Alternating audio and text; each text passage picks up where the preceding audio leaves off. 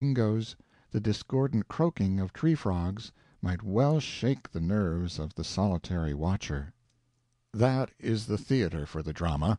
When you comprehend one or two other details, you will perceive how well suited for trouble it was, and how loudly it invited it.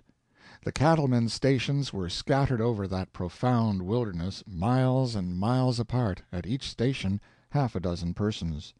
There was a plenty of cattle. The black natives were always ill-nourished and hungry. The land belonged to them. The whites had not bought it, and couldn't buy it, for the tribes had no chiefs, nobody in authority, nobody competent to sell and convey, and the tribes themselves had no comprehension of the idea of transferable ownership of land. The ousted owners were despised by the white interlopers, and this opinion was not hidden under a bushel. More promising materials for a tragedy could not have been collated.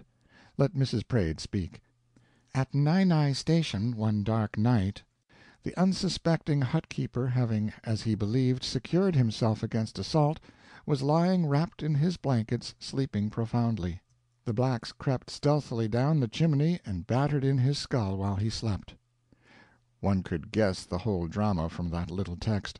The curtain was up.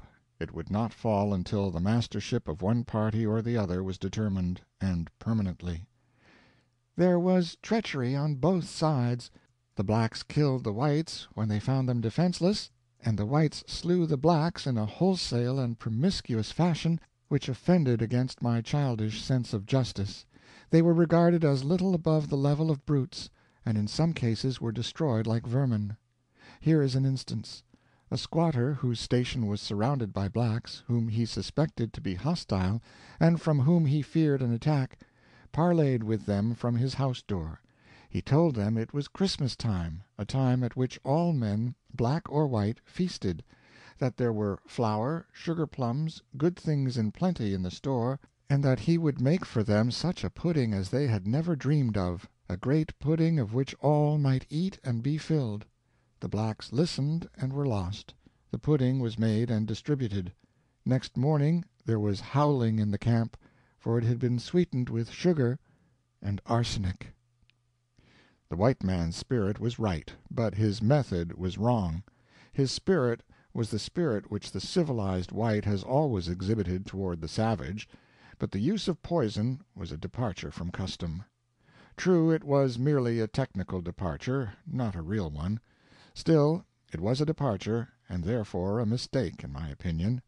It was better, kinder, swifter, and much more humane than a number of the methods which have been sanctified by custom, but that does not justify its employment. That is, it does not wholly justify it. Its unusual nature makes it stand out and attract an amount of attention which it is not entitled to.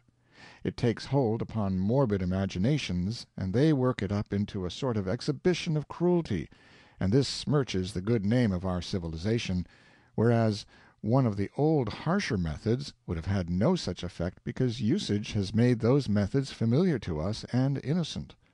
In many countries we have chained the savage and starved him to death, and this we do not care for, because custom has inured us to it. Yet a quick death by poison is loving-kindness to it.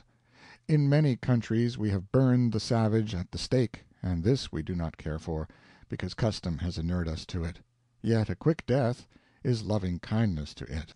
In more than one country we have hunted the savage and his little children and their mother with dogs and guns through the woods and swamps for an afternoon's sport, and filled the region with happy laughter over their sprawling and stumbling flight, and their wild supplications for mercy.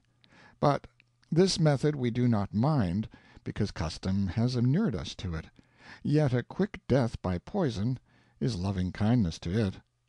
In many countries we have taken the savage's land from him, and made him our slave, and lashed him every day, and broken his pride, and made death his only friend, and overworked him till he dropped in his tracks.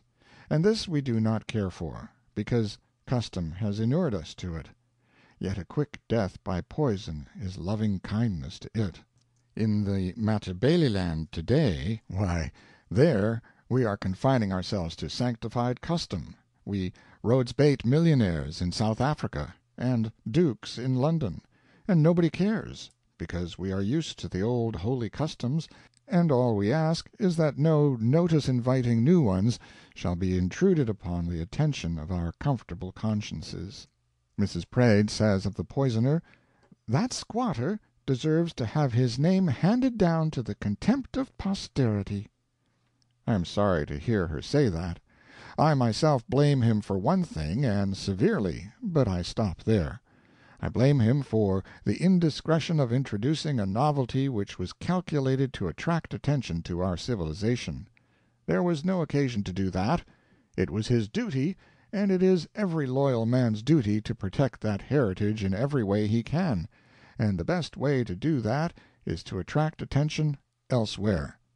The squatter's judgment was bad, that is plain, but his heart was right.